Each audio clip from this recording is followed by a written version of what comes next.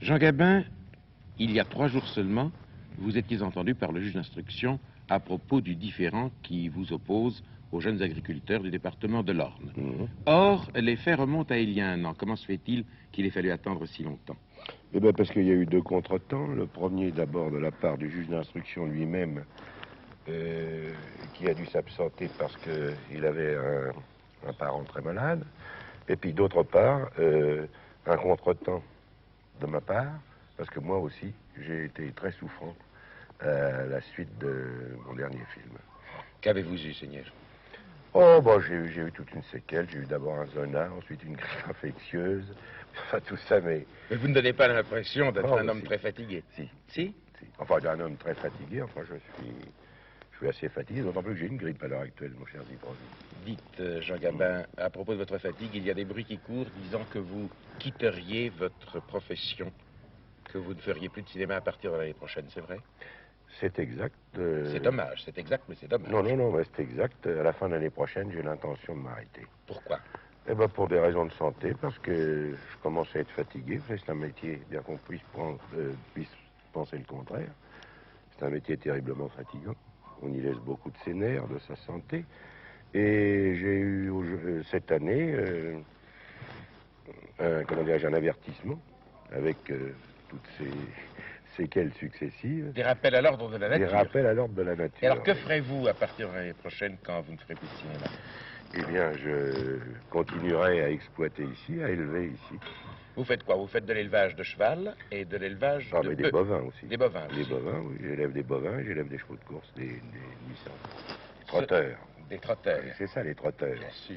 Ça nous coûte suffisamment cher.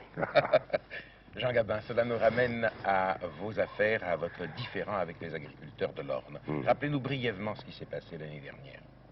Oh, bah écoutez, ça, je pense que tout le monde se rappelle ce qui s'est passé. La seule chose, j'ai été obligé, moi, de déposer une plainte, puisque les pouvoirs publics n'ont absolument rien fait après cette affaire. J'ai attendu. Je pensais que les pouvoirs publics allaient prendre des sanctions contre les, comment dirais-je, les représentants de la fédération, ou encore plus contre le maire ici de ma commune, qui lui connaissait l'affaire depuis la veille au soir, puisqu'il l'a dit à la télé d'ailleurs le lendemain. C'est lui-même qui l'a dit à la télé le lendemain. Et je pensais quand même que les pouvoirs publics, en l'occurrence la préfecture, auraient pris des sanctions, auraient fait quelque chose, auraient intenté une action. Or, rien n'a été fait. Alors je suis obligé de me défendre moi-même, c'est pourquoi le procès continue normalement, quoi. Et le fait d'avoir été chez le juge d'instruction n'est que la suite de l'affaire elle-même.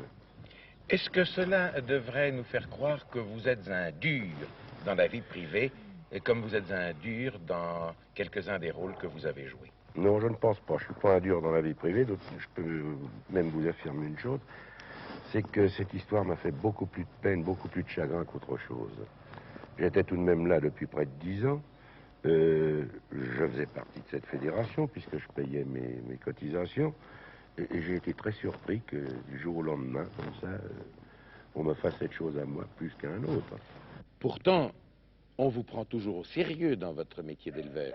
3 semaines après cet événement, le maire dont je viens de parler, le maire de la commune de Bonnefoy, car c'est le maire de la commune de Bonnefoy, est venu ici et a demandé à Bernard Rodelan, qui est mon chef d'exploitation, de venir à une manifestation pour le lait.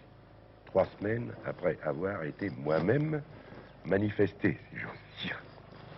Je pense que toutes ces choses créent certainement une scission entre les gens de la ville et les gens de la campagne. Et je trouve que c'est navrant.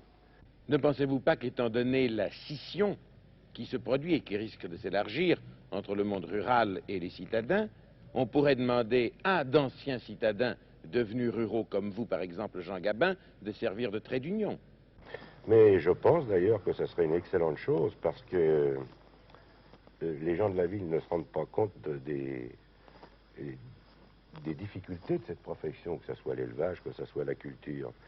Et au lieu de les séparer, je pense justement que des gens comme moi ou comme d'autres pourrait être un trait d'union et l'interprète Des citadins vis-à-vis des ruraux et non, au vice-versa. contraire, oui, mais surtout des ruraux vis-à-vis des citadins. Parce que moi, je les connais, toutes les difficultés, je les connais, tous les ennuis qu'on peut avoir. Et malgré tous ces ennuis, malgré toutes ces difficultés, vous allez, d'ici 18 mois, vous consacrer entièrement à l'élevage. Oui. Qu'est-ce qui vous a donné le goût de la terre, Jean Gabin? Bon, ça, vous savez, je l'ai toujours eu. Quand j'étais enfant, j'aimais la terre. Et puis alors, il y a surtout une chose qui est prépondérante, c'est que Oui. le métier d'acteur, c'est tout de même une profession très aléatoire. Et je me suis aperçu, quand je suis revenu de la guerre, en 1945, où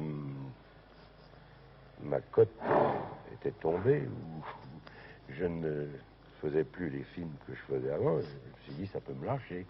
Oui. Et c'est là où j'ai acheté ma première ferme, parce que j'ai pensé, d'abord aimant ça, et j'ai pensé que toujours je pourrais arriver à vivre et à élever déjà mes deux premières filles qui étaient nées, Oui. les élever décemment, quoi, correctement, n'ayant pas... Moi, vous savez, je suis pas un homme d'affaires, je ne suis pas... J'aurais pu mettre de l'argent à l'étranger, je ne l'ai pas fait, j'ai acheté des terres, quoi, c'est tout en France. Jean Gabin, vous m'avez fait souvent l'amitié de me recevoir. Je vous ai toujours senti hanté par ce que vous pourriez laisser à vos enfants. Oh ben, oui, parce que je pense que c'est la norme de la vie, quoi. Quand on travaille, c'est pour avoir un but. Or, quand on a des enfants, le but, c'est de leur laisser quelque chose.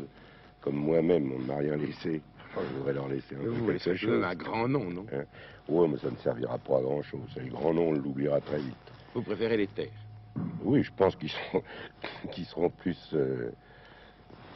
mieux assis avec des terres que de s'appeler Gabin. Une toute dernière question. Si vous deviez refaire votre vie, est-ce que vous essayeriez de la vivre telle que vous l'avez vécue? Oh, bah oui, parce que je crois qu'elle se referait. Vous savez, on dit toujours, si je savais ce que je sais maintenant, je referais. On refait exactement, vous savez, ça serait exactement la même chose. Ma vie, elle était comme ça, et elle est comme ça, puis je crois que quand même, elle n'a pas été trop moche, quoi. Elle n'a pas été trop mal, non? Hein?